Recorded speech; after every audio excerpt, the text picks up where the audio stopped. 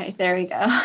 So Tiffany is with the Philadelphia Water Department, and she is going to be presenting on lessons learned from a public engagement perspective with their Green City Clean Waters program, which has now been going on for the past 10 years and has been pretty successful in Philadelphia and has a lot of potential lessons learned for the rest of the Schuylkill watershed as well as beyond. So I'll turn it over to Tiffany. Thanks, Erica. I do have a PowerPoint, so I'll try. I would love to like see you guys while I'm presenting, and I don't remember if that's even possible, but I'll try to do that. And if not, maybe I could toggle back and forth because you did say this was very casual and informal. So thank you, first of all, for having me. And, Dan is on the call as well, and he is one of my critical team members in making and bringing Green City Clean Waters to the communities in Philadelphia as well. So Dan, feel free to chime in. But I really, I just wanted to focus more on the public engagement side. I have been working with the water department for maybe like 15 years or so now. And so, I had the opportunity to work with PWD during the early planning phases of Green City Clean Waters and starting off when, there was no GSI at all in the city. And today, 10 years later into this program, it's incredible. Green infrastructure is, the base of some of the local green jobs and the local green economy locally. And, it's talked about nationally. And I'm really proud of Philadelphia for, really making it to the 10-year mark. And, it's attributed to so many different partners like PDE and Dottie, you being an educator and pushing out the content. And, it was such a massive effort, the 10 years that really was, PWD is talking about it because PWD is responsible for it. But it's one of these programs that there's no way it can actually work without having partners involved and nonprofits advocating, funders paying attention, and it truly is a partnership program. And so I'm only giving you like a tiny little slice, and I just feel like Shawanda has been involved. There's so many facets of the program that really connect to a lot of folks that are involved in different sectors on different levels. So anyway, let me try to start the slideshow. And Erica, let me know when I'm at the 10-minute mark, because this stuff, I can talk forever about this stuff, but I try to make it really quick and informal, the presentation, so I wouldn't go over, but just cut me off or give me a warning like 10 minutes in, because otherwise, Good. I'll start a timer. I'm afraid I might hijack your agenda because there's too much going on. Okay, so let's see. Oh, good. I can actually see some of you guys. That's great. Okay. My apologies. Let me just see how I can get to this presenter mode slide. Oh goodness. Let me do that. Oh, maybe this button. Yeah, I was gonna say. Okay, there we go. Symbol. There you go. Well, I've been trying to see you guys, but I hope I'm not like blocking content here. Maybe I'm complicating things here. Oh, there we go. Ooh. Okay. So I've been, yes, I kind of did a little informal intro there, so I'll keep moving. So, so the Philadelphia Water Department is responsible for providing the citizens of Philadelphia with stormwater services, wastewater services, drinking water services. But today I'm really going to just focus on the stormwater side, because that is the emphasis, that is the focus behind Green City Clean Waters, which is what I was asked to speak on today. So Green City Clean Waters, for those of you that are not familiar with it, is really the city's plan to combat water pollution in our rivers and creeks. And ultimately, our goal is to reduce the pollution coming from the sewer outfalls by 85% citywide in 25 years. So like I mentioned before, we're at the 10-year mark. We made it. It's huge. Whoops. Huge for the city because it was the first time in the country that the state and the federal government approved addressing water pollution mitigation in the creeks and rivers through a primarily green approach. And because of that, we didn't really have a template to follow. We didn't have guidance to follow. We developed this plan and we really just kind of started, with this whole demonstration phase of testing different approaches and techniques and strategies and learn from our lessons year after year. And so it is a really big accomplishment, I think, for the city that we did make it to year 10, and the water department and the city and all of the partners in the area have reached their goals, the goals that were set forth 10 years ago. And as a result, today, the waterways are, I would say, cleaner by at least 20%. And so I think we're on our way in Philadelphia to really, making a difference in the quality of the rivers and streams. And through that process, we've installed about 800 green infrastructure sites throughout the city. That means that there's about 2,800 green tools. And I'll give you examples of what I'm talking about in a minute. And we've engaged over 400,000 residents throughout the city on Green City Clean Waters in the last 10 years. I think that's remarkable. And that's not just, I'm not talking about my team talking to folks. I'm talking about the educators from Fairmont Waterworks, educators like Dottie, educators like Shawanda, educators from Parks and Rec. Like I said at the beginning, this is truly a partnership program. So this is everybody going out there and making sure people understand how special it is that we're part of this Green City Clean Waters program and what it really means and how they can contribute. So we're well on our way. And, this is just an example of what a rain garden looks like. This is a very typical green tool, like I was mentioning before. The green stormwater infrastructure, it's very simple.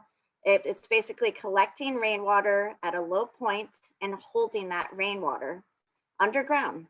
And while it's holding that water underground, some of it is irrigating plant vegetated system above ground. And whatever doesn't get soaked up by plants, then it goes back into the sewer system because of the connection to the sewer system from the vegetated system. And what makes green infrastructure particularly interesting is that it's pretty much above ground. So everybody sees it. We live, work, and play next to it. And that makes it very challenging because you want to make sure people can respect it, to make sure it's protected and it's doing its job. And also on the flip side, we want to make sure we're not in everybody's way with this green infrastructure because the water department's used to working below ground, right, with pipes or at treatment plants out of the community's way. But now we've completely invaded community spaces throughout the city over the past 10 years, which was completely a new experience for PWD employees and contractors too.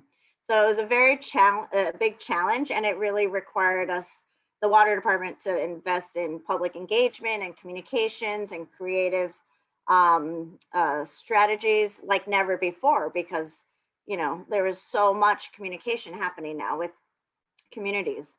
So as you can see, the green infrastructure is on the streets, on the sidewalks, parkways. It's on previously vacant lands, but also facilities across from the Philadelphia Zoo. At the parking lot, you'll find green infrastructure. These bottom locations were actually vacant lots that were completely trashed, and now they're beautiful vegetated systems. It's about going into schools. Schools provide an incredible opportunity for green infrastructure, but they're so challenging. But figuring out a way to overcome, the hurdles that are, that are more connected to insurance and risk in order for us to bring a little more green to schoolyards in Philly. So, the green infrastructure is everywhere. All of these community centers, community hubs in Philly at this point pretty much have green infrastructure on them, whether or not we realize it. These are recreation center sites and park sites. Kemble Park to the left, upper left. I mean, I don't know if you know Kemble Park near Ogons, but prior to the green infrastructure, it was a nice park, but it was not blooming with the amount of vegetation that is, just like so vibrant now. And it completely looks like a different space, and people are picnicking and using it in a new way. So it's inspiring too, I think, to just see how the community has come around with green infrastructure. So how exactly do we engage?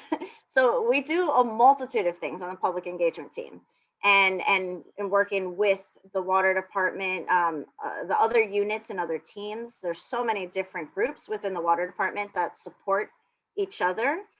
We work closely with the creative, with graphic folks. And so I would say that these are the general categories. In terms of how we reach out to folks. These are the various pathways. So we work with notification outreach, like just making sure that people just know about it. Maybe we can't give them everything and make them feel like they're getting educated and inspired, but we at least have to let them know that there is green infrastructure coming to their block. And, there's going to be trucks pulling up, and there's going to be workers on their street. So that's what I mean by notification outreach. So it's as simple as making sure people are notified out of basic respect, to create a public participation program where we can involve them and they can be a part of the process. There's also elements of customer service research. So, just getting a sense of like how the customer feels. What is the temperature? Do they like green? Do they not? Do they care about the Schuylkill and the Delaware? Do they value it? Do they feel it's worth investing in, and making sure that some of their water bill funds actually support green infrastructure? So doing the survey and evaluation and research part is pretty important too. Then we do, there's an aspect of government relations. We're working with different agencies throughout the city. And I have to note that most of the locations that the water department has installed green infrastructure on are not even owned by the water department. So partnerships and relationships are critical to even making sure that these projects get in the ground. PR is important. Getting the word out through the media, through radio, through TV. We need every channel possible to be able to connect with our audiences throughout Philadelphia. Language access, making sure everybody understands what's happening, not just people who speak English, but making sure you have access to translation services is really important. And that's why I highlight it here, because that is a step in our process. Just making sure that everybody has an opportunity to learn and become informed. And there's a few other things that I'm listing, but I'm going to just keep moving because I know I'm already running out of time. So I'll go through this pretty quickly. Go through the rest of the slides quickly. So I had a few categories highlighted in that previous slide that I'll just go in a little more detail on. So I have to tell you that the approach to how the city has installed green infrastructure evolved over time. It changed over time. And where we're at today is this district level planning approach, which I think is tremendous from like an engagement and partnership development side. And I'm sure Dan would agree, because we've broken up the city into 4 different districts. So like you see Dan's face down there in West Philadelphia. So he is basically working with the same partners on the ground over the years on green infrastructure, which allows him to develop relationships with folks. He's not just in and out working with one group and then move into the next side of the city and working with another group. He's really spending a lot of time and spending quality time developing relationships with civic leaders, council representatives, active community members. And that is really critical in building trust, and that trust will then allow us to get to a point where when we want to bring new projects in the ground and they know us, those community leaders, those community partners become advocates of the project and advocates of the water department, and they help us as we want to put more projects in the ground. So I think this district approach has really helped in terms of just um, creating relationships and building relationships and strengthening them over time. Um, this is another one of Dan's beautiful slides. There's Dan in the community meeting. So I wanted to mention that we use a variety of tools to reach various audiences. And we do that for many reasons, but I should note that these green infrastructure projects, one of the challenges is that they take a long time to go in the ground. You know, we might be talking about the planning of a project 1 year, and then it doesn't actually go in the ground for 3 or 4 more years, or 3 or 4 years later. So it's important that we're constantly checking in. And so over every phase of these green infrastructure projects, planning, design, pre-construction, construction, maintenance, we have engagement happening. And this is an example of a project, of a variety of projects from West Philadelphia that Dan was leading. And, you know, it started off with community meetings and he sent out flyers. Then there was a social media push, then Everbridge calls, which are basically robocalls, because sometimes phone calls still work to landlines. It's amazing. Sending just formal letters, making sure that people know this is a legitimate program. Um, then there's also special opportunities. There may be, sorry, this is on auto mode, so I apologize. That's moving so quickly. But then, you know, West Philly, Dan had an opportunity to connect with partners. So there were cleanups involved and GSI tours, nature walks, even an oral history project with seniors that had a wealth of information to share with the community on what the creeks and what the parks were like when they were younger, and really documenting those stories and giving them a platform.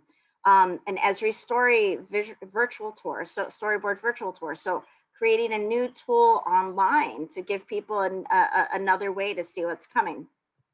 Lots of examples, and the point is that there has to be engagement at different phases of the project in different ways, using as many tools as possible so that we can make sure we're reminding people, reaching out everyone, as many people as possible, because we know that not one tool works for every audience.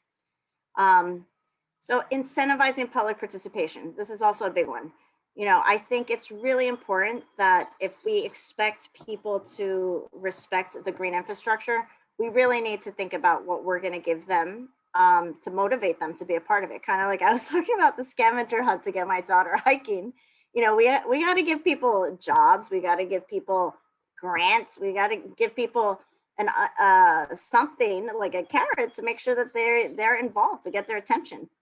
So what I love about the Soak It Up adoption program is it's a small mini grant that we're giving communities to just help us maintain the beautification of the green infrastructure. So if litter blows into a stormwater planter and that community has adopted that green infrastructure, they'll be out there every week, multiple times a week, catching the trash, notifying us if there's a problem.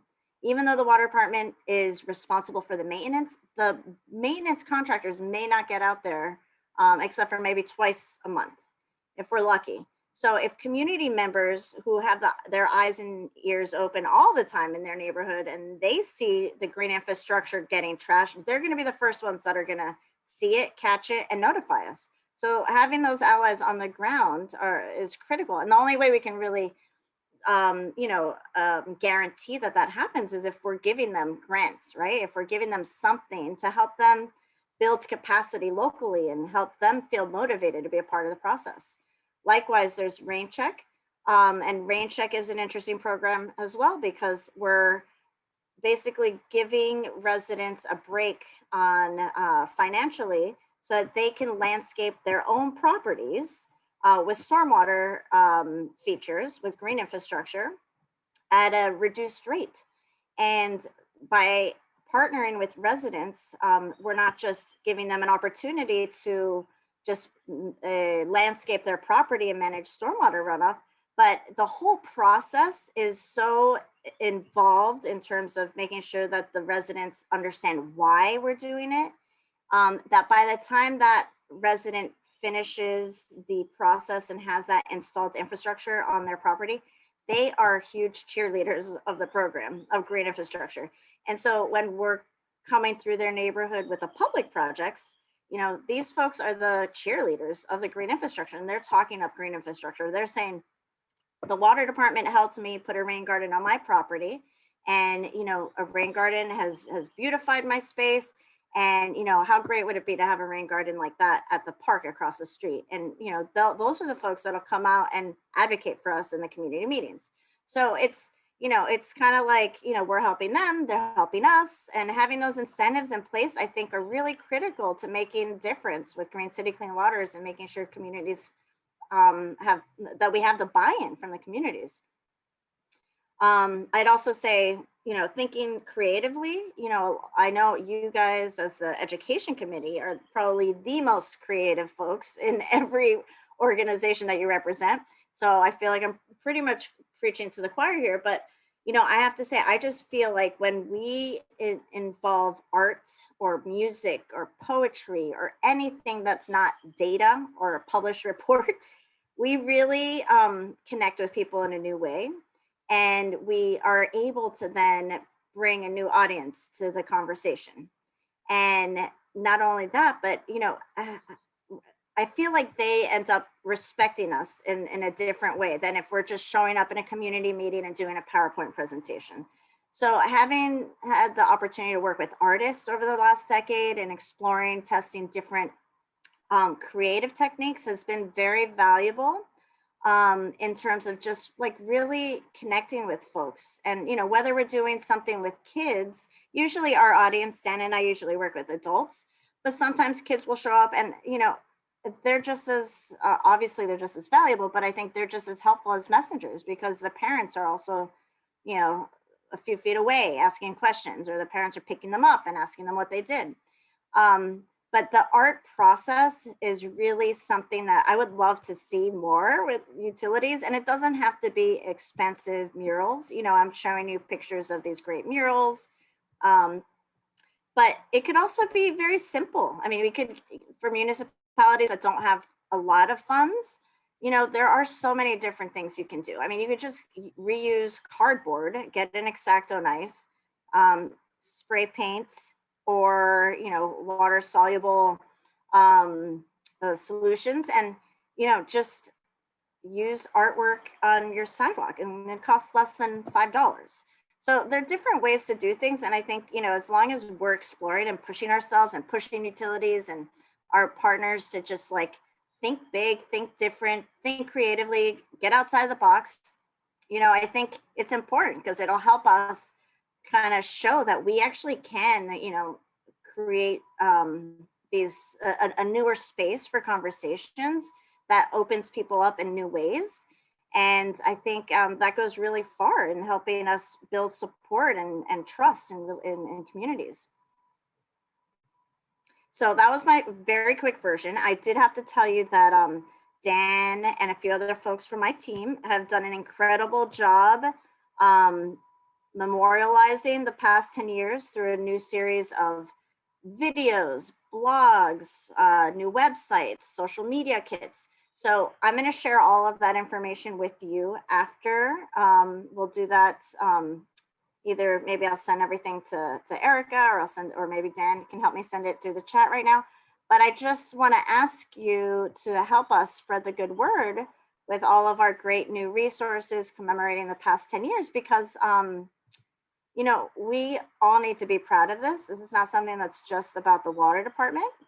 It's also really about the citizens of Philadelphia, the partners, nonprofits. So I'm hoping you'll help us just repost our good content and just spread the good word about the last 10 years. So I apologize, that was really like quick and rushed, but I know we didn't have a lot of time and there's so much more we can talk about.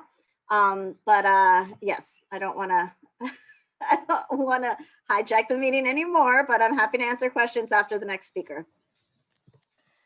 Thank you so much, Tiffany. Yeah, even though the Schuylkill Action Network has helped organize some of the green stormwater infrastructure tours that you mentioned, but even I just learned so much about that program it's really inspiring to see like the quantity and the diversity and the creativity of all the outreach that you guys have done with that program. So Thank you. yeah, thank you again. And we will stop this recording and then start another one for our next speaker.